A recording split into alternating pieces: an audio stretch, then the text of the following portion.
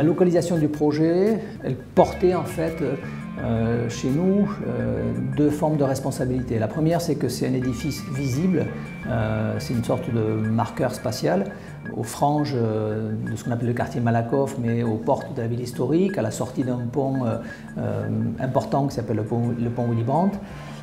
Donc à ce titre-là, c'est un bâtiment qui a, en toute proportion gardée, une espèce de responsabilité urbaine.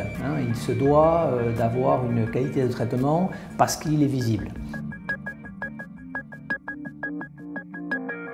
La programmation de ce projet, c'est une programmation mixte, dominante de logements bien entendu. Il y a 90 logements en accession sociale à la propriété et puis environ 500 mètres carrés, un peu plus de 100 mètres carrés de locaux de commerce et d'activité au rez-de-chaussée.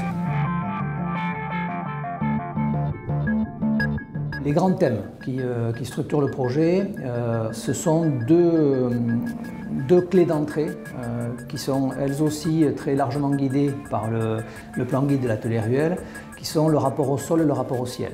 La ville qu'on a tous envie de vivre, c'est la ville du piéton. Donc c'est plus la ville de la voiture, c'est plus la ville du déplacement rapide, c'est la ville de déplacement doux, c'est la ville de déplacement, on va dire, lent. Et donc le rapport au sol est quelque chose d'extrêmement important pour qu'il y ait du plaisir à circuler.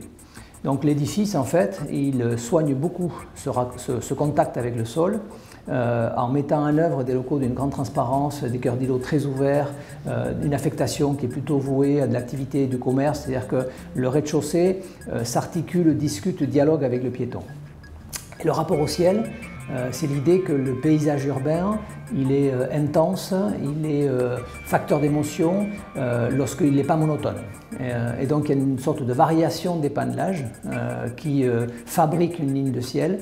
Et cette ligne de ciel, elle se compose non pas sur un îlot, mais en mettant en tension, en coordonnant les îlots entre eux.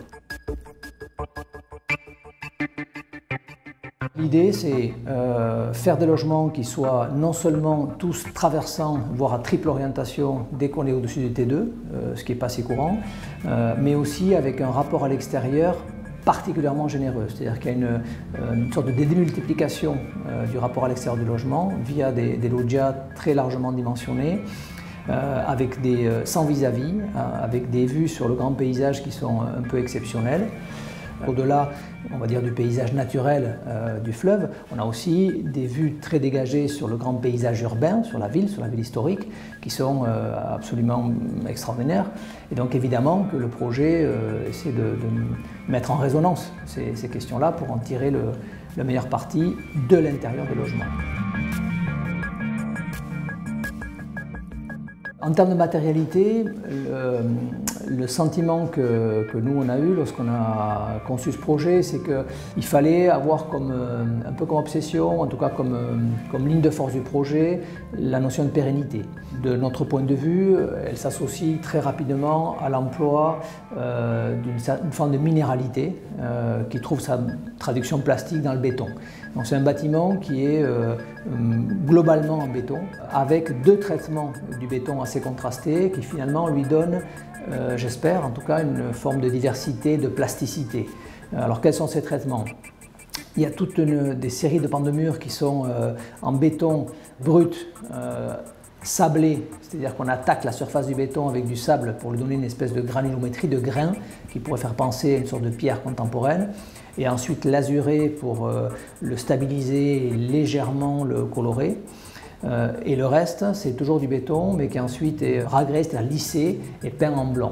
Et donc se met en scène une sorte de contraste entre une peau très tendue, blanche, très épurée, et une autre plus granuleuse, plus minérale, plus foncée.